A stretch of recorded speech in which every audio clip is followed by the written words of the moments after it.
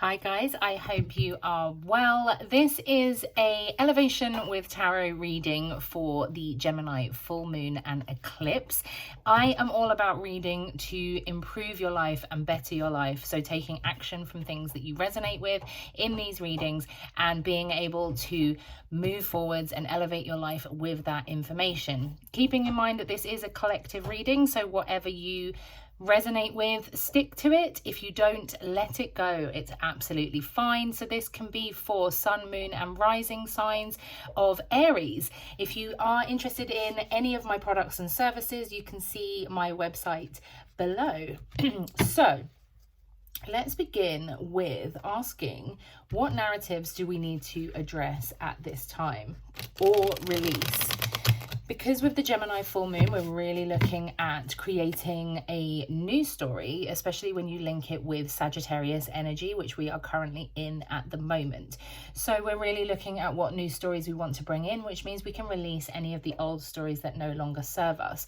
So for you guys, Aries, let's see what information comes through. Okay, that's interesting.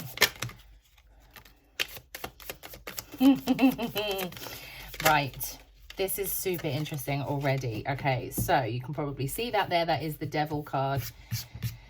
We've got the Queen of Swords and no choice but to move on. This is amazing. So for you guys, Aries, there is something that needs to 100% be released. You have no choice but to move on. This Eight of Cups is here. It literally says, get up and fucking go.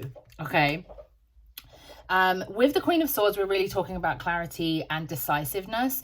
I really resonate with the Queen of Swords personally. She has that sword and she will cut your head off if you are wrong. So we're going to nip whatever it is in the bud. Whatever your inner critic is telling you, this Devil card for me is always about like thought processes. Okay, so when I'm telling you that we need to create a new narrative and what is the narrative we need to address, it's telling me that some of you have negative thought processes. Okay, so if this is resonating with you, you can look into what thought processes that you believe that you need to release.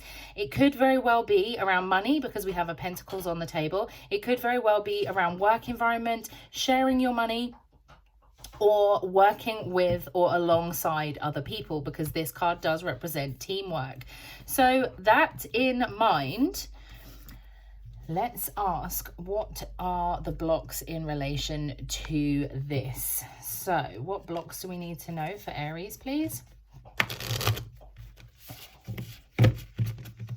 This is a really clear message for you guys. It's definitely, it's like, it's not even just a like, oh, it's not even like something simple. It's very much this really old pattern. These could go back to childhood, okay? It could very well be something that has been implemented in you as a thought process since you were young. So keeping that in mind. What blocks do we need to know about? Peace. That doesn't surprise me coming out. With this full moon, we're really looking at harmony. Okay, so if you look at how the world is right now, this Gemini Sagittarius juxtaposition at the moment, especially in the north and south nodes, we're really talking about this disconnect. If you take America right now for an example of like how nobody's really listening to each other, it's like everybody believes that they are right, but they're like really polarized. It's very much that kind of energy. So creating peace could be a block here. Deserving. Okay, that's very hard to navigate. Okay, so this piece I'm going to put towards, like, you could find it difficult to create peace within yourself. You could find it difficult to create peace with those around you. But I will pull that out as separate just because of where the energy is right now, and that harmony is something that is a very big pull around this eclipse. However, this deserving being the block, why you can't let these negative thoughts go, because you don't think you deserve it. I can tell you that you do. Don't get me wrong. We all have these thought processes where I'm like, well, do I deserve it? Did I do something wrong in the past? Maybe I don't equate to A, B, and C. It's like, I can tell you that you do. Apologies for the clicking in the background. I've given the dog a bone to, that is not a euphemism. I've given the dog a bone to eat whilst I'm doing this, so she doesn't interrupt me, but she wants to do it really loudly right behind me. So I apologize.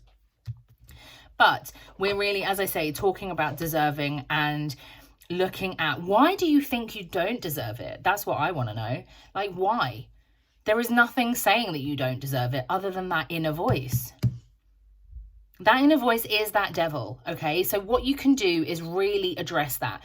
Ask yourself why. Ask yourself what you can do to implement these things. This information will come through to you via like an intuitive channel. It's just a case of, will you listen to it? I would totally suggest, especially around this full moon, sitting down and writing the things that you want to let go in relation to those thought processes. 100%. You can create a new narrative and a new story for the future where you do deserve things. You deserve everything, all the glitter, all the gold. Okay. What overall message do we need to have for Aries, please? Although it's quite clear here already. I do love when they come out so clear like that. What's the overall message, please? Whoa, okay. Well, lots of message. All right, I'm not going to do everything because there's too many. So we'll put these ones as a collective back in there. Okay, that's already over. Okay, well, for some of you, you don't think you deserve love. And that's powerful. The thing is, we are all love. We all come from love. So we deserve love because we are love. If you think that you don't deserve love, it means you're not loving yourself in the way that you should. And that's powerful. Even that hits me, and I'm not an Aries, okay? So keeping that in mind as an overall message, that love is what it comes down to, that you need to love yourself enough to know that you deserve. You need to love yourself enough to cut off these old narratives. You deserve love in your life. You deserve a relationship in your life. And this could be a relationship with yourself. So even if you're in a partnership and you're happy, or you think that you're happy, you know, there are things that you can add in and implement to create love within yourself that will boost all of the other relationships around you. Okay, so keeping that in mind, because that is something that you could definitely work on. We're in Sagittarius, which is very much the passion and fire. Okay. Your wands are upside down. So I would say with regards to that, there is a balance, like an imbalance in relation to the things that you are passionate about and the things that you love. There could be a resistance in the sense of holding back, but that could come down to this deserving. You do feel like that certain things need to be put into place, and you are excited about possibilities of the future. So you're listening to this and you are hearing like the positives and that this, that, and the other can happen, but you do feel like you need to put everything into place before it can happen. No, you can do these things at the same time. You can create this new narrative, create the work on yourself all at the same time. It's all about little things every single day. You don't have to, you can even, you know, some people say like, oh, you should work on yourself before you meet somebody else. That's not always true. Not for everybody. For some people, yes, it is true. However, if this is in relation to a relationship, if you are single listening to this and you're thinking, I don't deserve love, or I don't see love happening, whatever the negative connotation is around that, and you think that you need to have everything in place before you find love, you think you need to fix yourself and do that and the other, you don't. You just need to move forward. You need to move forward from what you had before. You need to clearly cut between the lines, and you need to cut the thought processes, cut the negative spiral, and be able to move forward in that way, because you don't have to have everything in play. You can start dating even when you're working on yourself. In fact, you should be working on yourself even when you are in a committed and happy relationship. So don't let anybody else tell you otherwise, that you need to have all of these things in place. The balance will come. There is an excitement there. Okay, what positive action do we need to take going forwards, please, for this month with this full moon?